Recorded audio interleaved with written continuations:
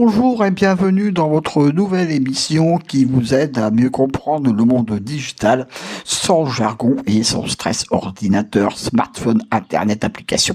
Vous les utilisez tous les jours, mais savez-vous vraiment comment ça fonctionne ou comment vous en protéger? Ici, on vous explique tout simplement pas à pas. Que vous soyez débutant, curieux ou juste perdu dans les méandres de la nouvelle technologie, vous êtes au bon endroit. Alors connectez-vous et c'est parti pour un voyage au cœur du numérique. Aujourd'hui, dans ce nouveau podcast, on va parler vraiment d'un sujet qui est très intéressant et qui nous concerne tous. Ce sont les fameux mots de passe. Et oui, qu'on utilise vraiment très souvent. Comment les choisir? Pourquoi c'est important? Et surtout, comment éviter les pièges les plus courants? Alors c'est parti, on va vous expliquer tout ça. Pourquoi un bon mot de passe est essentiel? Aujourd'hui, de plus en plus, on utilise des mots de passe partout. Lorsque vous créez une adresse email, vous êtes obligé de mettre un mot de passe. Quand vous allez sur vos réseaux sociaux, vous êtes obligé de mettre un mot de passe sur vos comptes bancaires et quand vous faites des achats en ligne. Mais savez-vous lequel des mots de passe est vraiment le plus utilisé encore aujourd'hui? Eh ben, c'est le fameux 1, 2, 3, 4, 5, 6. Eh oui, malheureusement. Aussi l'un des plus faciles à pirater. Bah oui. Et aussi en mot de passe, ne jamais mettre sa date de naissance, ni la ville où on habite. Trop facile à pirater également.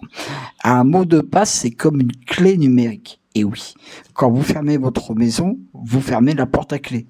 Bah, un ordinateur, c'est exactement la même chose.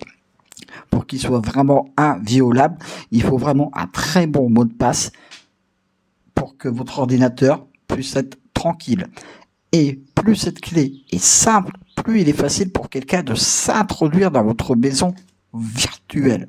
Résultat, vol de données, piratage de comptes, arnaque et parfois des conséquences très graves.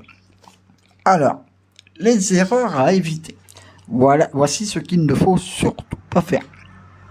Utilisez des mots de passe trop simples, comme AZERTY, mot de passe, ou votre prénom. Bah oui, ce sont des mots de passe faciles à pirater. Ces pratiques ouvrent grande la porte aux pirates informatiques. Aujourd'hui, les hackers utilisent des programmes capables de tester des milliers de mots de passe par minute. Il ne leur faut pas que quelques secondes pour deviner un mot de passe très faible.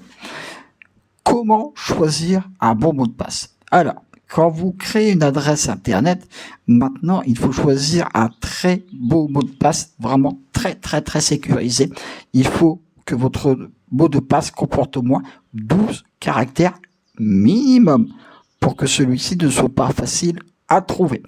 Il faut qu'il y ait des majuscules, des minuscules, des chiffres et des caractères spéciaux. Si vous avez plusieurs adresses Internet, je vous conseille d'avoir plusieurs mots de passe différents. Voilà. Des outils pour vous aider. Il existe des outils pour aider à avoir des mots de passe. Vous avez peur d'oublier tous vos mots de passe, alors utilisez un gestionnaire de mots de passe. Ce sont des applications sécurisées qui enregistrent tous vos mots de passe pour vous. Il ne vous reste qu'un seul à retenir, le mot de passe maître. Il y a aussi des sites qui vérifient si votre boîte mail n'a pas été piratée. Il faut consulter souvent ces sites qui vous permettent de voir justement si les hackers n'ont pas piraté votre boîte mail. C'est pour ça qu'un mot de passe, il faut le changer vraiment très souvent. Pour bien rester connecté en toute sécurité, il faut avoir un mot de passe. Un bon mot de passe, c'est votre première ligne de défense sur Internet. Prenez quelques minutes pour les renforcer et vous évitez bien des ennuis.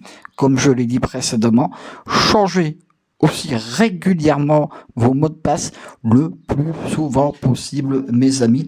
C'est comme ça le meilleur moyen que votre clé numérique reste inviolable.